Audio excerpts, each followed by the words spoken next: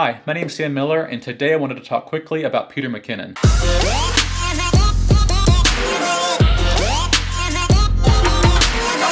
He's my favorite YouTuber. He's a photographer, videographer, and his YouTube channel has garnered almost 2 million subscribers in just over a year. It's really remarkable growth on YouTube. He might seem like an overnight success, but that's really not true. Let's do a little bit of digging, get into what Peter McKinnon was like before he quote unquote made it. Roll the intro.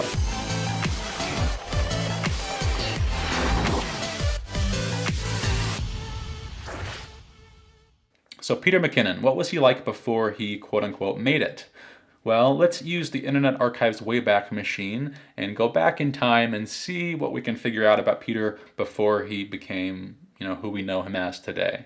So I've got a bunch of tabs up on my computer. We'll be going back and forth between the screen and me. Peter, if you're watching this, I hope there's nothing in here that you're just like, oh my God. I'm gonna zoom in because it's kind of hard to see, but look at this screen capture, October 27th, 2005. And he's already 13 years ago, got a site up with his portfolio, with his photography, with a blog, things that if you watch his current videos, you know he's been into for a while.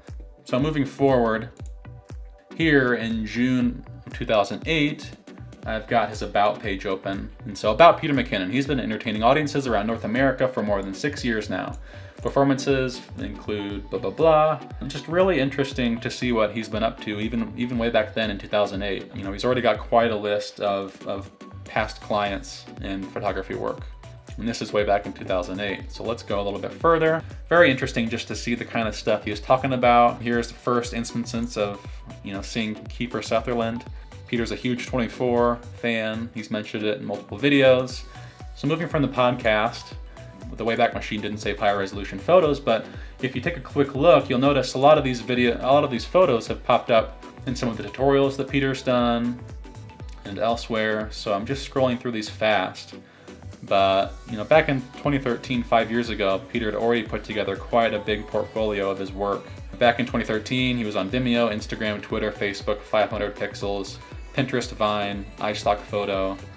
Here's a snapshot of his Vimeo. And again, you can't really get into much, none of the videos you can get to anymore, but just interesting to see his taste, his style. Who he was so many years ago is a lot the same today. So now jumping into 2014, it starts to get interesting. This is where he really put a lot of his portfolio on his site, and it's really interesting just to see all the places he's been and all the things he's photographed.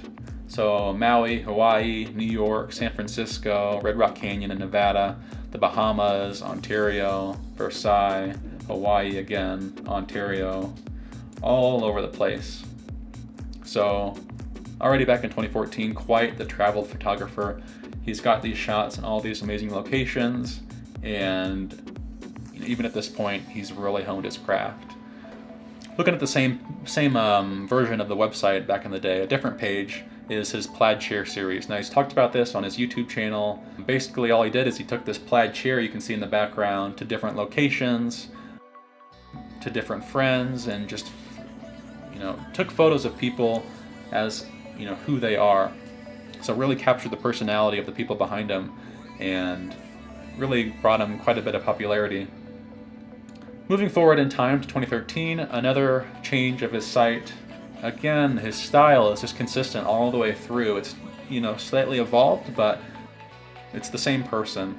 And then, as he's talked about in his YouTube videos, he tried to make leather goods, and so he had a leather goods business that he did for a while, but eventually he moved to YouTube, what he's doing now. But just another example of his evolution as a person. And then in May 8th, 2017, here's a snapshot. You can kind of see that signature that's on all of Peter's videos and the branding area. And really this whole site's talking about himself, his work as a filmmaker, photographer, his style, international experience, lots of experience with brand development. And then it goes through each of his different kind of skill sets. So portraiture, and just a quick look at, some of his work, his plaid chair series here. Cinematography, got some sections here, some of the work he's done with different audiences. creative consulting, so branding, all the work he did for James Coffee Co. is on here. Really great shots. Live events. Got experience with weddings and different things here. And then finally, product photography, which is one area I think his photos just really pop. He spent a lot of time working for Illusionist, and so I think his product photography is just one of his best assets he's got as a photographer. And then into today. I know that was a lot. I wanted to run through it quickly and just show you that he didn't start from scratch and instantly have this wildly successful YouTube channel. Looking at where he's at now, again, this number is growing exponentially. He's got 1.8 million subscribers. If I hit refresh, it's gone up a bit already. Tons of videos.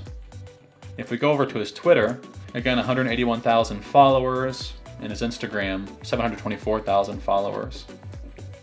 Now going back here, it's not like he just started this a year ago either. He's got footage up here from a long time ago, and his photography, again, is spot on.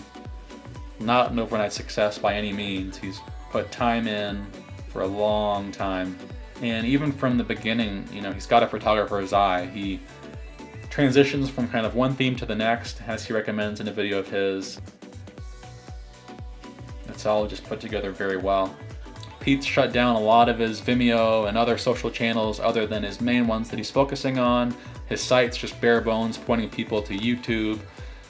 He's really directing all of his audience to a few channels, and that's great. As much as our culture is so glamorized by, you know, social media and things seemingly coming together out of nowhere, it doesn't really happen like that. It takes time, it takes a little bit of luck, it takes a little bit of timing, but you really have to be good at what you do, and eventually the right people will notice. So all this goes to say, if you're out there, if you're trying to become a YouTuber or a photographer or whatever it is, if you're trying to become, you know, the best you can be in that field, it takes a long time, it takes a lot of hard work. Eventually you'll get noticed, but don't expect an overnight success. All right, I know this is becoming a long video, but I'll leave it here. I just wanted to shed a little bit of light on my favorite YouTuber, show the groundwork, the grunt work he did, digging for years and years and years, working on his skills, perfecting his craft, and ultimately becoming, you know, a popular, well-established YouTuber.